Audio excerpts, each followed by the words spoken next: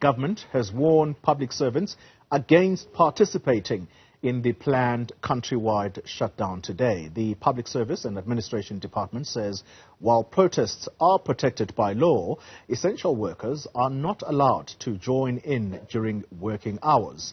Should they participate, though, government will apply the no work, no pay principle. Now, the trade union federations Cosatu and Saftu are protesting over rising living costs, unemployment, crime and soaring fuel prices. Well, let's check in with our reporters now for an update on the ground. Mohlaoli is at the Burgerspark in Pretoria, while Nasiphi is in the Cape Town CBD for us. Let's start with you, Mohlaoli. It does seem to be slightly louder where you are. Does that talk to the number of people who are starting to trickle in?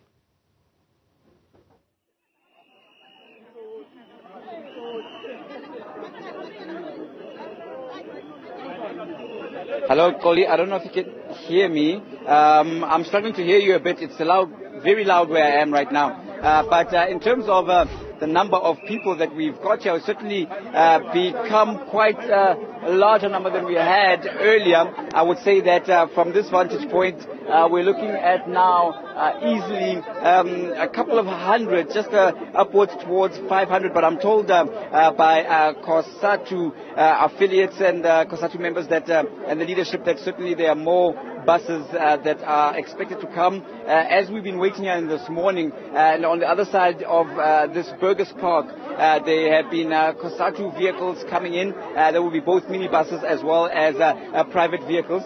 So let us get from Mr. Shingashe just about the update. Deputy President of Cosatu, can you just let us know how many people are you expecting? And the march is supposed to have started already. Are you going to wait for more people to come, or are you going to start proceeding? Yes, no, we will start. We will start moving once we feel that we are ready, because we have now been informed that there are still a lot of buses that are coming. As you can see, the workers here in this municipality from Samu, they are not yet here. They are still leaving their workplace in an organized form coming here, and then others from Ekurhuleni and so on and so on. But there's no way of telling exact the number up until you are done. Starting moving, or when we are done with the activity. All we expect is that we're now definitely going to have a good response because of the mobilization that was done. I'm sure you will have seen, particularly here in Gauteng, the number of shops that cancelled that have taken place, and actually the turnout that was there. So the preparation is very good. We're not panicking. We're not worried about the numbers. All right. Can you just give us an update on what the situation is? Because we know that the South African Federation of Trade Union members and supporters are on the other side of the park. Are they going to join your procession? What is the status quo? Yes, they're going to join our procession here. I'm sure you will have heard one of their leaders saying they are that side for the purpose of them being addressed by their leaders, so that there's order on how we're going to do this thing. Remember, we have applied for the Gatherings Act. They only had the permission to sleep over last night, have a night vigil. So this is the route that is allowed by authority for us to move. So they are going to join this route. We're going to work together going to the union building, because it is us who have got the certificate. It is us who have got the Gatherings Act permission here. So that's the only route that's going to be used. So we're going to be waiting for them until their leadership addresses their members and come and join us to move. Right. And just for clarity, in terms of the certificate that you have gained, what type of numbers has been agreed to between yourselves and the law enforcement and the city in terms of the march? We have two certificates. One is a Section 77 that allows that this strike is protected. Every worker, irrespective of the union and the federation belonging to, is protected to participate in this strike. The second certificate is a certificate of Section 4 of the Gatherings Act. There are no numbers. Remember, we said we want to shut the sit down. You can't determine the numbers when we want to shut the sit down. So there are no numbers that are given. We agree that there will be the numbers as much as possible. From your side, certainly, we see that the economic situation could have played some kind of role in the slow initial turnout. You have said to workers they must come out, but many workers, those who are fortunate enough still to have their jobs, won't necessarily, it's bread and butter. Many are saying that they can't come out. Do you think this will affect your numbers and the impact of the strike? No, it might, because you're correct about the economic situations. Obviously, when we're here today, we are losing a day's wages. That's a fact of life in terms of the struggles that we normally engage in. It's a sacrifice. The employers, particularly the government, didn't help much by evoking this thing as if it's a new thing. The workers know that when they come to this kind of action, there will be definitely a no work, no pay. It is not like it's a new thing. But of course, various workers could be calculating that math. But however, many workers today, as we speak, they take home something that is not enough to even ferry them to the workplace for the whole month. They take something home that is not even enough to afford the food basket of grocery that they need. So actually a day's sacrifice is actually intended to earn you more of the long-term benefits going forward. Thank you very much for that update. So that is the situation as it stands here at the beginning point of the march just outside the park here, the Burgerspark in the Pretoria CBD. And the workers have been in high spirits here, certainly here by the Cosatu affiliates. And inside the park itself, that's where you have, of course, the Saftu, South African Federation of Trade Union members. And what Cosatu is saying is that it has the permit or the permission to march from here to the union buildings about, I'd say, a few kilometers from here, less than 10 kilometers, certainly. And they say that, of course, the Saftu members are more than welcome to join this particular march, and this should boost the numbers. We hear from Saftu that there are still affiliates making their way through to Pretoria CBD. Police, I can tell you, are out in their numbers as well to ensure that they maintain law and order. And that is the latest from here, and we will continue to monitor the situation and monitor the march and bring you the latest as and when it happens. It's back to you in the studio, Paul.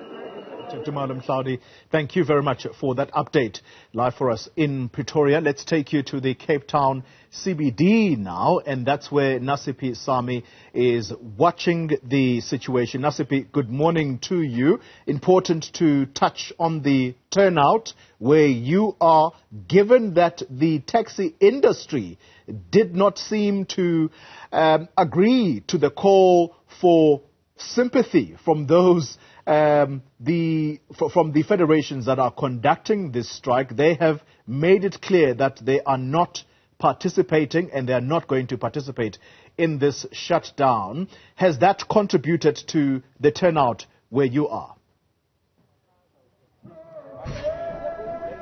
Well, Xoli, indeed, they did not participate. Earlier on this morning in the CBD, it was business as usual, people going about their day. And where we're currently standing, members of Saftu have started trickling in, together with other unions and civic organizations that are indeed throwing their weight behind this march, which is the national shutdown taking place in a number of provinces. But to talk to us more, I'm joined by Teboho here from TAC. Teboho, thank you so much for your time. But talk to us about what brings you here. So thank you so much for having us. The Children Action Campaign is here because we are resolute on one thing, that the struggles of the working class is the struggle of everyone in this country, as everyone is part of the working class. It makes it difficult for someone as a public healthcare user to afford affordable healthcare services and yet also in nutrition.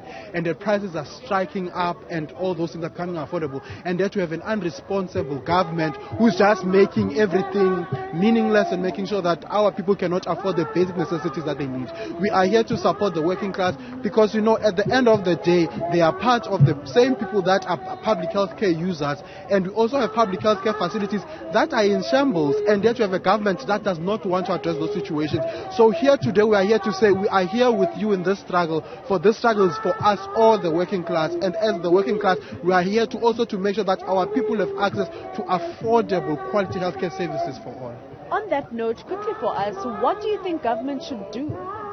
What government should do is to introduce policies that make sure that we have an economy that is thriving. Is to also make sure that when we speak of basic necessities, those policies talk to such things. To say affordable things that are zero VAT rated are also done to such an extent. When Teboho is drinking ARVs, for an example, he's able to also afford his basic necessities. That's a question.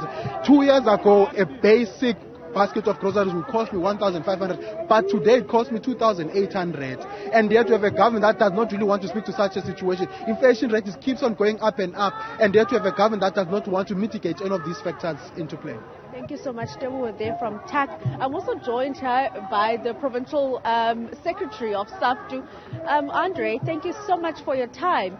But, we understand that, taxi associations have decided that they will not be participating in the shutdown today. Do you think that that will perhaps maybe contribute to the numbers that we'll be seeing taking the streets of the Cape Town CBD today?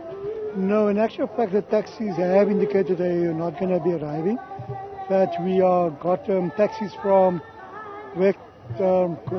Kata and from the Western Cape. They are going to be driving, bring our people to the march.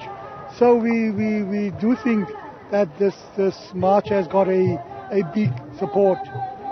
People are going to express unhappiness about the costs that are going with the disease that we're busy with. We got a rising cost. So there is unhappiness in the public about the rising cost, and that government is putting many of these things on the poor. They are entering into agreements with the business about things, but the poor is no help for the poor in this.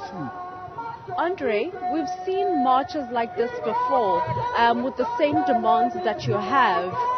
Fuel hikes, the increase of food, inflation and the likes. But do you think that this shutdown is going to yield any results or any positive results? Well, that is the aim of the memorandum, is giving government a chance to do it. If they don't do it, we are continuing the action. So we are waiting for, I think, 14 days of this. If there's any answer to our memo, we will be meeting with the organizations again to see what we do. And from now on, we're going on rolling mass action till our demands are met. So is it safe to say that you are confident that government might just respond positively, even though we've seen a number of these protest actions heading to Parliament, heading to local government, and even provincial government calling on for similar demands? Well, if government doesn't respond, organizations are very clear saying we will meet, we will discuss action that will get them to respond. So from our side, we see this as a beginning of a process, and we think if the organizations are committed to this, we think we are prepared to go and get the outcome that we want. Thank you so much. Andre there, the Provincial Secretary of Saftu in the Western Cape. I'm not sure if you'll be able to see the number of people that have actually gathered here today for this national shutdown. It hasn't really created much of a dent or disruption within the Cape Town CBD. However, Saftu and the trade unions that will be partaking in the shutdown to relevant government departments to hand over the memorandum of demands will be taking to the streets and painting the streets of Cape Town red in hope that government does hear the pleas of the poor and working class. Nasiphi, thank you very much for that update live for us at the Cape Town CBD.